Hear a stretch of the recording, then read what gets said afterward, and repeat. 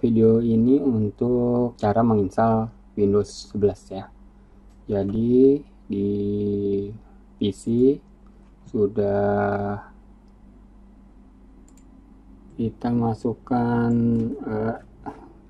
Windows bootable ya, untuk Windows 10 yang tadi sudah kita modifikasi.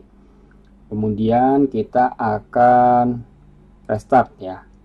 Restart PC ini, kemudian langsung kita kita boot ya. Ini nggak usah diupdate aja, restart aja, langsung kita boot ke Windows 10 yang sudah kita modifikasi menjadi Windows 11 ya. Kita restart.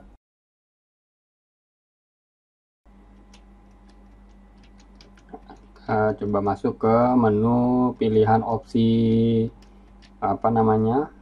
bootable ya. Ya, di sini saya akan pilih bootable-nya adalah UEFI SanDisk ya.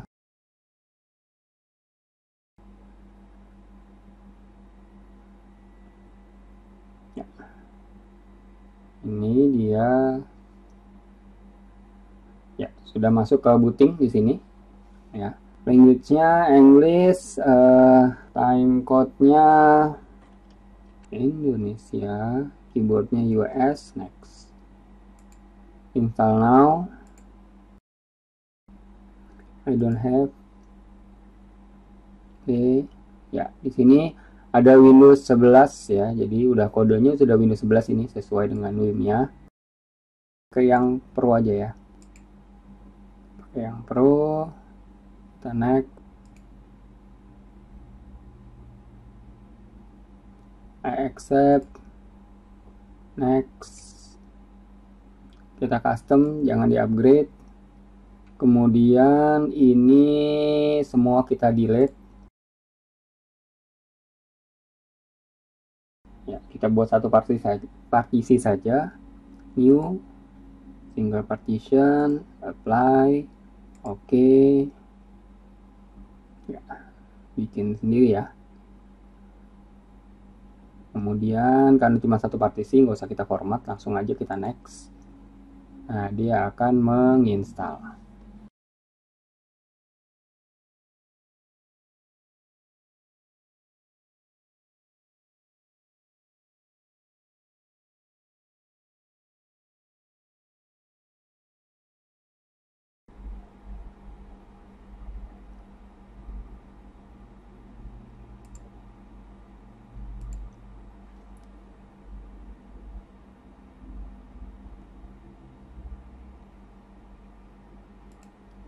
Ya, ditanya lagi untuk country dan keyboard ya. Di sini apakah akan menambah layout keyboard yang baru? Kita skip aja.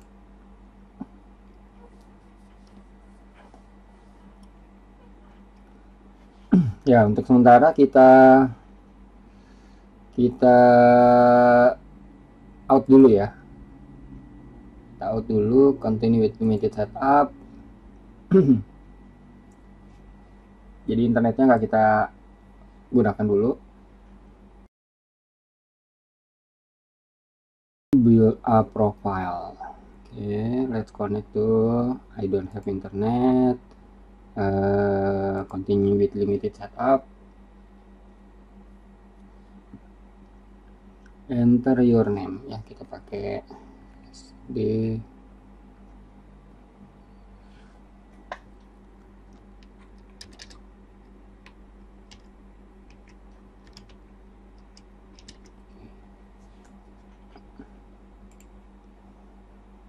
Gak usah pakai password, kita next saja. Location ya dia sama ya mintanya, cuman posisinya sekarang ada di samping nih. Link and typing, send optional link and typing. Ini kalau saya biasanya saya saya uncheck ya semuanya. Ini semua saya cek.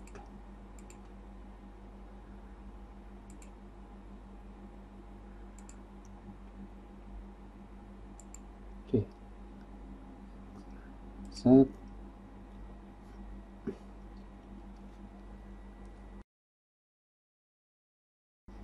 Getting ready for you, ini untuk build properties desktop.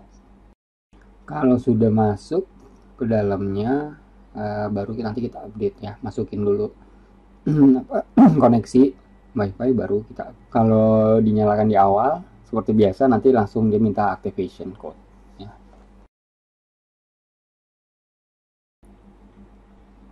Ya, ini udah masuk di sini. Pin yang mau dipin itu siapa aja di sini. Oke, untuk saat ini ini settingannya ya, ini settingannya all application. Tombol startnya ada di tengah. Oke, tombol startnya ada di tengah nih ya. Kemudian yang lainnya ya cuma digeser dari pinggir ke tengah gitu ya betulnya. Nah, tapi apakah ini bisa di customize lagi? Coba kita connect dulu ke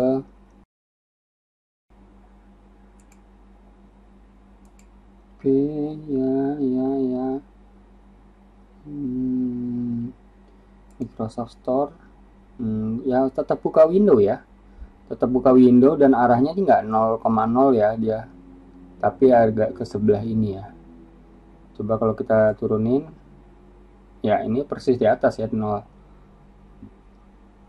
Nah, kalau kita taruh di tengah seperti ini, kita tutup, apakah dia dibuka dengan posisi terakhir? Oke, dia dibuka dengan posisi terakhir, tapi posisi awal dia nah ini masih udah update ya nih, sepertinya biarin aja. Ini adalah Explorer ya, Explorer dibuka persis di tengah. Sekarang saya buka lagi Microsoft Store, saya geser lagi ke pinggir. Nah, kemudian saya tutup. Apakah si Explorernya juga ngikutin? Oh enggak. Oke. Berarti dia tetap ada di tengah. Ininya tetap sama, quick access-nya ya tetap dimasukin ke sini. Di PC-nya masih tetap sama. Icon-iconnya yang berubah. Icon-iconnya lebih berwarna ya di sini. Oke,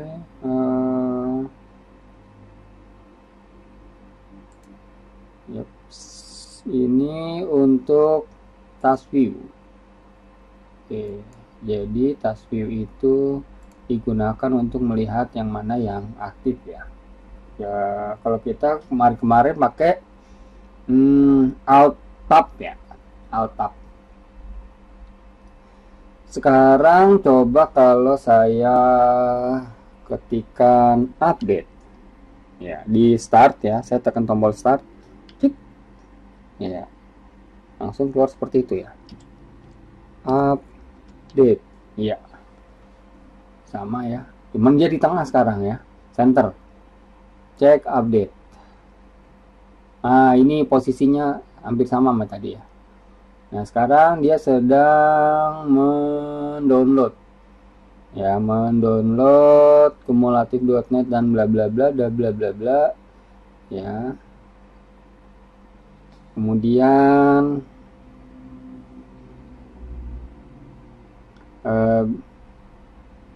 view optional update. Nah ini kita perlu tahu nih optional update-nya, karena ini berhubungan sama driver ya. Jadi ini perlu kita download and install ya. Oke, saya sekarang mau lihat version. Saya ketikkan var di sini, resultnya tidak ada ya, karena ini di dalam setting ya. Oke, saya tutup lagi, biarin lagi masih download. Tapi di di icon window ya, di window, di start ya, start button nih, saya ketikkan var ya. Ya di sini OS name-nya adalah Microsoft Windows 11 Pro. Ya, versionnya adalah 10.0.21.996 build 21996. Customize-nya lebih banyak di sini. Personalize. Themes-nya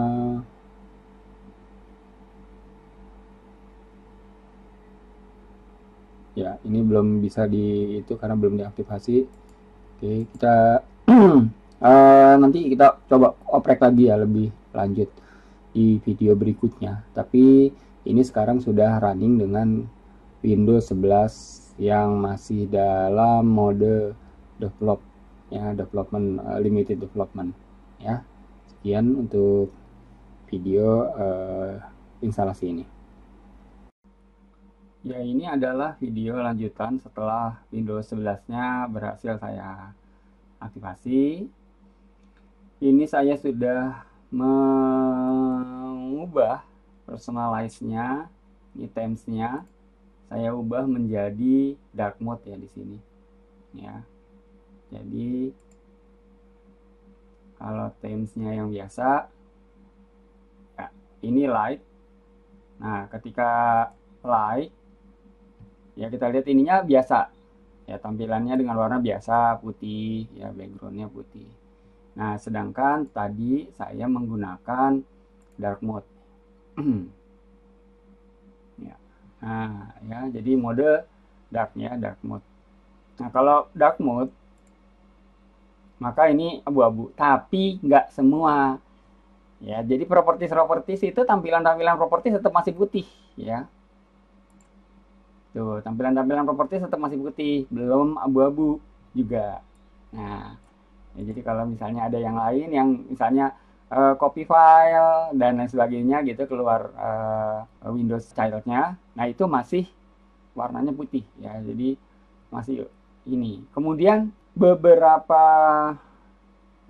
aplikasi yang lama masih juga mengikuti warna standarnya dia ya. Jadi dia tidak ngambil dari warna themes-nya Windows ya, sehingga warnanya nggak abu-abu. Tapi ada beberapa aplikasi-aplikasi yang baru ya, yang mungkin mengambil color themes ya. Jadi ngambil warna tuh dari color themes, sehingga ketika masuk ke misalkan folder ya, Explorer dan sebagainya, itu sudah abu-abu ya, tapi nggak semuanya. Dan tampilannya memang enak pakai ginian ya, lebih soft menurut saya ya, buat di mata lebih bersahabat.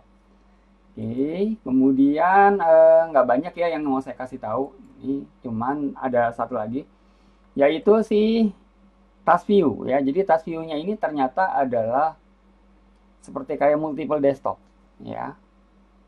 Jadi kalau saya klik di sini, saya sudah memiliki beberapa desktop.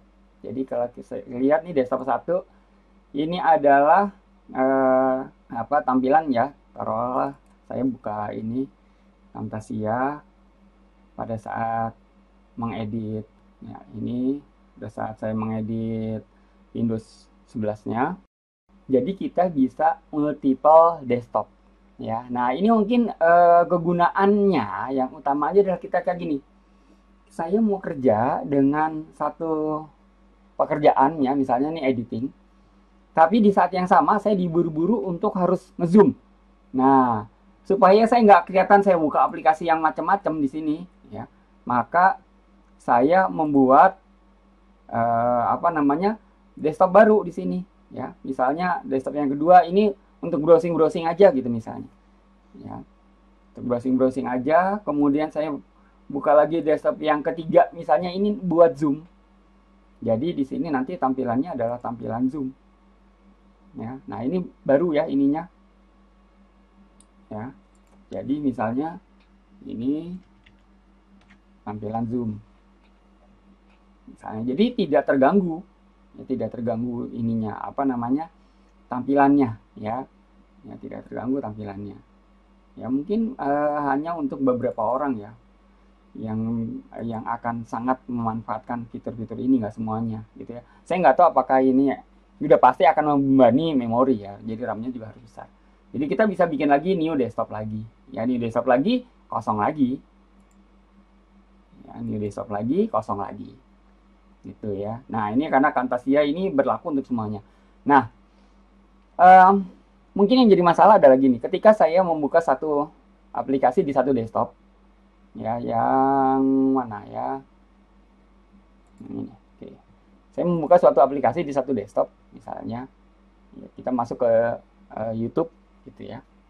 Nah, kemudian ada suara, kita memainkan suara, ada suaranya. Nah, ketika saya pindah ke desktop yang lain, ya, suaranya tetap ada. Ya, jadi kalaupun di sini saya memutar lagu, ya tumpang tindih, gitu. Ya, jadi kalau misalnya pakai dua zoom bisa nggak? Ya tentunya nggak bisa. Kenapa? Karena suara yang digunakan, soundcard yang digunakan satu. Lah, kalau saya punya dua soundcard bisa nggak? Bisa. Ketika kalian ubah ini, ya saya punya beberapa soundcard ini di sini. Ya, ada yang internal soundcard, ya, kemudian ada headset, ya, headset USB. Nah, ini kalau saya pindahin ke sini, ya suaranya pindah ke headset semuanya, ya, jadi nggak cuma satu tapi semuanya, tapi suaranya tetap tumpang tindih. Dan kalau saya pakai mic, maka mic-nya itu akan kesebar ke semuanya, gitu. Jadi kalau misalnya saya ada dua zoom, ya dua-duanya pasti akan dengar suara saya karena source mic-nya nggak bisa di personalize, ya. Jadi mic-nya tetap satu yang dipakai. Jadi kalau kita pilih mic-nya A, ya dua-duanya pakai A, dua desktop pakai A, atau tiga desktop pakai A. Jadi semua desktop akan menggunakan hardware yang sama ketika diaktifasi, gitu ya. Nah, misalnya saya lagi ngerender,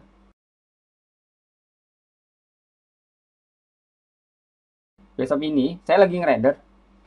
Nah, ketika ngerender suaranya keluar, maka di di desktop yang saya menyalakan zoom, ya di zoom pasti kedengaran juga, ya, suara renderan dari desktop yang lain, ya. Jadi ini tidak bisa menggunakan individual soundcard, ya, walaupun kita punya beberapa soundcard di dalam satu PC, gitu ya. Nah, ini tapi ada kelebihannya ya dari soundcard dari desktop ini, ya, karena kita bisa memisah-misahkan aplikasi di dalam beberapa desktop, ya. Nah, ini memang saya lihat makin lama ya semakin lambat ya tentunya ketika aplikasinya juga berat semua. Ya, saya rasa itu aja yang update yang saya tambahkan di sini, ya. Masih banyak sih yang harus di develop, ya, tapi so far untuk pemakaian sehari-hari yang kita pakai fungsi ini itu sangat menarik sekali, ya. Saya udah 3 hari pakai ini, dengan tampilan darknya ini membantu sekali. Saya lebih nyaman dengan tampilan dark yang saya manfaatkan ya untuk sehari-hari, ya. Yang lain nggak terlalu, ya, sama aja penggunaannya. Itu tambahan untuk ulasan dari Windows 11.